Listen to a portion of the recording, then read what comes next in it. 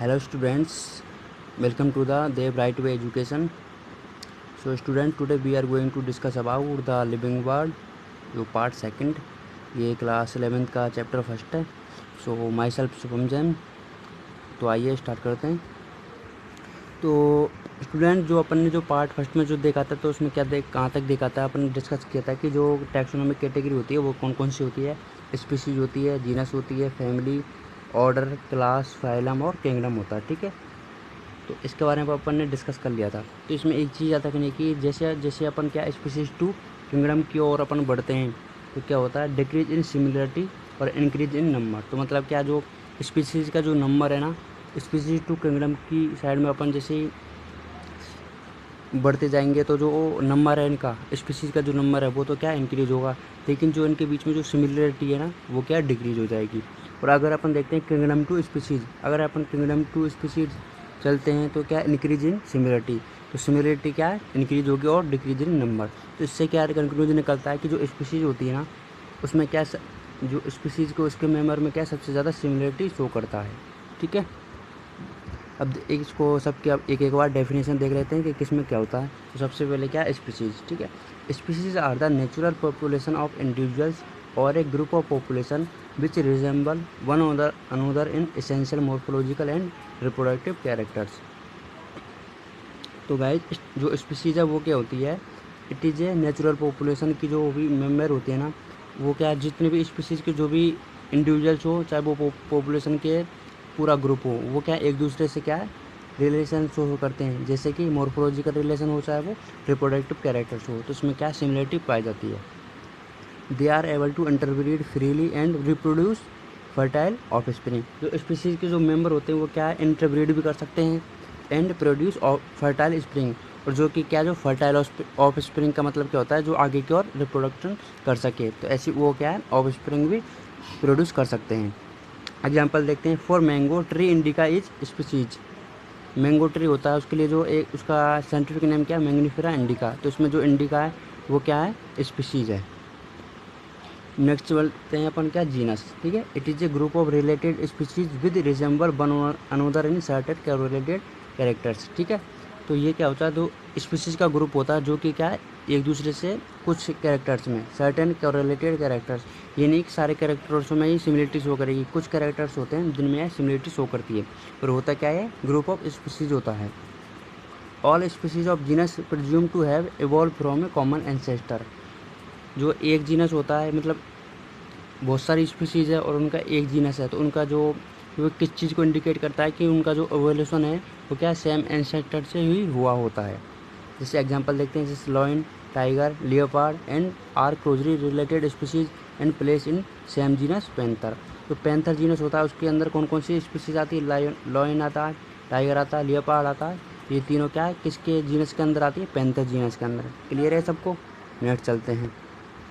अब आती है बात किसकी, फैमिली की. ठीक है, it is A taxonomic category which contents one or more related genera. तो अभी अपन ने क्या पढ़ा था कि जो स्पीशीज जो जीनस होता है उसमें किसको इंक्लूड करते हैं, स्पीशीज़ को.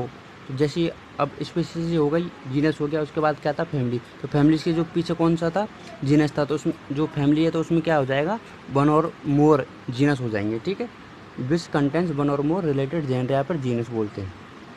All genera of a family have some common features और कोरिलेटेड कैरेक्टर्स. जो मतलब जो ये सिमिलरिटी है ना वो धीरे धीरे क्या है कि जैसे जैसे अपन किंगडम की ओर बढ़ेंगे ना, जो सिमिलरिटी है वो क्या है धीरे धीरे कम होती जाएगी. तो इसमें क्या सम आ गया देखो. ठीक है, तो family Solanaceae contents a number of genera like Solanum, Withania, Datura etcetera. ठीक है, तो फैमिली कौन सी सोलेनेसी है, इसमें कौन कौन से जीनस आते हैं या फिर जेनरा आते हैं, सोलेनम आ गया, विदेनिया आ गया और डेटूरा आ गया. ठीक है, तो ये क्लियर है सबको. उसके बाद आता है order. Order this category include one or more related families. अब इसमें क्या है वन और मोर क्या हो जाएंगी फैमिलीज इंक्लूड होती हैं. Families Felidae and Canidae are included in same order Carnivora. ठीक है, देखो दो फैमिली है इसमें, मतलब मोर देन वन भी हो सकती है. तो कौन कौन सी फैमिली है, फेलिडी एंड कैनिडी, वो किस ऑर्डर के अंदर आती है, कॉर्निवर्स के अंदर. अब आती है बात किसकी, क्लास की. A class is made up of one or more related orders. ठीक है, the class Dicotyledonae of flowering plants contains are dicot which are grouped into several order like Rosales, Polemoniales और रिनियल्स. ठीक है, तो देखो कौन कौन से ऑर्डर हो गए, रोरेल्स हो गया, पॉलिमोनियस हो गया और लीनियर्स हो गया। ये किस क्लास के अंदर आता है? डाइकोटिलियंस के अंदर, ठीक है। उसके बाद अब बात आती है किसकी? डिवीजन और फाइलम। देखो डिवीजन तो अपन किस में बोलेंगे? प्लांट्स के लिए बोलते हैं डिवीजन वर्ड, ठीक है। और जो फाइलम होता है वो एनिमल्स के लिए यूज किया जाता है। The term phylum is use for animals while division is use for plants. ये क्लियर है? They are form of one or more class.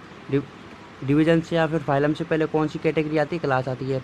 तो जो फाइलम और जो डिवीजन है वो किससे मिलकर बन होगा? वन और मोर क्लास से। The The phylum Chordates of animals contains not only the mammals but also aves, reptiles, amphibians और etc. ठीक है। जो कॉर्डेट जो फाइलम होता है उसमें कौन कौन सी क्लास आती है? एवीज आ गया, रेप्टाइल्स आ गया और एम्फीबियंस आ गए, ठीक है। अब बात करते हैं किंगडम की। It is the highest taxonomic category. All plants are included in the kingdom plantae while all animals belong to the kingdom animalia. इसमें जो सारे भी जितने एनिमल्स है वो किस में आ जाएंगे? एनिमिलिया में। और जितने भी प्लांट्स है वो किस में आ जाएंगे? प्लांट में। तो ये आई थिंक सबको क्लियर होगा। इसमें क्या करना होता है? देखो एक चीज़ याद रखो, जैसे स्पीशीज़ है तो स्पीशीज़ में क्या है? सबसे ज़्यादा रिलेशन शो करेगा। उसके बाद कौन सा आता है? जीनस आता है। तो जीनस में क्या हो जाएगा? वन और मोर स्पीशीज हो जाएगी। तो जैसे जैसे अपन किंगडम की ओर बढ़ते जाएंगे जो पीछे वाला है ना उसके उसमें क्या है? ग्रुप इन्वॉल्व होते जाएंगे। तो ये क्लियर आई थिंक। अब इसके कुछ एग्जांपल देख लेते हैं। ऑर्गेनिज्म विद देयर कैटेगरी, ठीक है। तो सबसे पहले देखते हैं मैन का, ठीक है, ह्यूमन बीइंग का। इसका बायोलॉजिकल नेम क्या है? होमो सेपियंस। इसमें जीनस कौन सा हो जाएगा? होमो हो जाएगा। और इसकी जो फैमिली है, देखो स्पीसीज का नाम तो पता ही होगा क्या? सेपियंस, ठीक है। फैमिली कौन सी हो जाएगी? होमिनिडी। ऑर्डर कौन सा हो जाएगा? प्राइमेटा। क्लास हो जाएगी मेमेलिया। फाइलम कौन सा हो जाएगा? कोर्डेटा। सेकंड एग्जांपल है हाउस फ्लाई। इसका जो नेम है वो क्या है? Musa domestica. जीनस कौन सा हो जाएगा? Musa. Family म्यूसिडी। Order Diptera, insecta और आर्थ्रोपोडा। तो ऐसे इनको क्या आप एक बार याद कर लेना क्योंकि क्या एनसीईआरटी है तो ये क्या इंपॉर्टेंट है। और ये नीट के भी पॉइंट ऑफ व्यू से क्या इंपॉर्टेंट है, कभी भी कैसे भी दे सकता है इसका कि इसका जैसे मैंगो है तो इसका कौन सी फैमिली, इसमें कौन सी क्लास है। तो यहाँ पे एक बार इसको रिकॉल कर लीजिएगा। ओके नेक्स्ट चलते हैं। अब आती है बात टैक्सोनॉमिकल एड्स, ठीक है। तो मतलब जो अपन टैक्सोनॉमी है तो उसमें कौन कौन से टूल्स, एड्स का मतलब होता है टूल्स या फिर उसकी जो कौन कौन से अपन मेथड यूज़ कर सकते थे, ठीक है। Techniques, procedure and store information that are useful in identification, classification of organism are called taxonomic aids, ठीक है।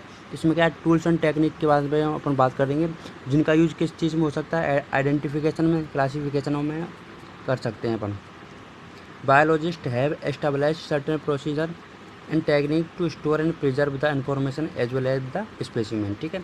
तो वो कौन कौन सी टेक्निक है और वो कौन कौन सी प्रोसीजर है तो उनके बारे में डिस्कस करेंगे। तो टैक्सोनॉमिक एड्स कौन कौन से? देखो हर्बेरियम हो गया, बॉटनिकल गार्डन हो गया, म्यूजियम हो गया, जूलॉजिकल पार्क हो गया और की हो गया। तो एक एक के बारे में धीरे धीरे से अपन डिटेल में डिस्कस करने वाले हैं। तो सबसे पहले कौन सा आता है? हर्बेरियम, ठीक है। Herbarium is a place where dried and pressed plant specimen mounted on sheet are kept systematically according to a widely accepted system of classification. जो हर्बेरियम होता है ना, हर्बेरियम में क्या होता है? इसमें तो सबसे पहले तो ये चीज़ है कि अपन इसमें हर्बेरियम में किस चीज़ को इंक्लूड करते हैं? अपन प्लांट्स को। प्लांट्स भी कैसे होने चाहिए? ड्राइड एंड प्रेस्ड प्लांट, ठीक है। तो इसका देखो एक बार देख लेते हैं। जैसे कि ये देखो हर्बेरियम का डायग्राम है, ठीक है। तो इसमें देखो ये प्लांट है, ये भी प्लांट है, ये भी प्लांट है, ठीक है। तो इसमें क्या जो ड्राइड और कंप्रेस्ड, मतलब इनको जो या तो ड्राई पार्ट है या फिर इनको क्या कंप्रेस करके इसमें शीट पे लगाया जाता है। तो ये क्या हो गया? हर्बेरियम हो गया, ठीक है। The herbarium sheet also carry a लेवल providing information about the date and place of the collection, English name, local name, botanical name, family और कलेक्टर्स नेम। तो देखो इसमें ये जो नाम लिखे हुए हैं इसके botanical name, collector's name, date वगैरह भी होती है, शीट पर पूरा होता है, ठीक है। सेकंड नंबर पे आता है क्या? Botanical garden. बॉटनिकल गार्डन आप सब जानते होंगे। They are specialised garden having collection of living plants for reference. इसमें क्या लिविंग प्लांट्स होते हैं। जो अभी हर्बेरियम पढ़ा था उसमें क्या डेड भी हो डेड ही होते हैं, मतलब ड्राइड वाले होते हैं तो वो ऑब्वियसली डेड हो गए। जो बॉटनिकल गार्डन होते हैं उसमें क्या लिविंग प्लांट्स होते हैं।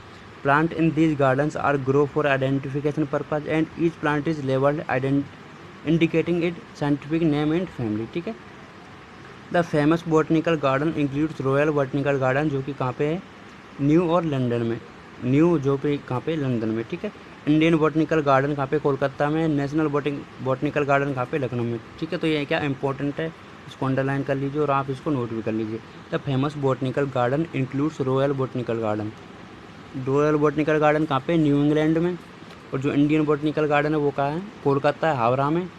नेशनल बॉटनिकल गार्डन कहाँ पे, लखनऊ में। तो ये देखो बॉटनिकल गार्डन है, इसमें क्या लिविंग प्लांट्स होते हैं सारे। अब बात करते हैं थर्ड म्यूजियम की, ठीक है। Museum is the place of collection of preserve plants and animals specimen for study and reference. इसमें म्यूजियम में क्या रखा जाता है, प्लांट्स को भी रखा जाता है और एनिमल्स को भी रखा जाता है, लेकिन वो कैसे किस कंडीशन में होते हैं, प्रिजर्व में। और उनको किसके लिए यूज़ किया जा सकता है, स्टडी के लिए और किसी भी रेफरेंस के लिए यूज़ किया जा सकता है। Specimen are preserved in containers और jars in preservative solution and can be preserve as dry also, ठीक है। तो जो स्पेसिमेन है उनको क्या किसमें, प्रिजर्वेटिव्स या फिर कंटेनर्स में रखा जाता है और उनको क्या ड्राई भी रखा जा सकता है। Insects are preserved in insect वोस्ट after collecting killing and pinning. जो इंसेक्ट को कैसे प्रिजर्व किया जाता है, उनका कलेक्शन किया जाता है, उनको फिर मारा जाता है और उनकी क्या पिनिंग की जाती है।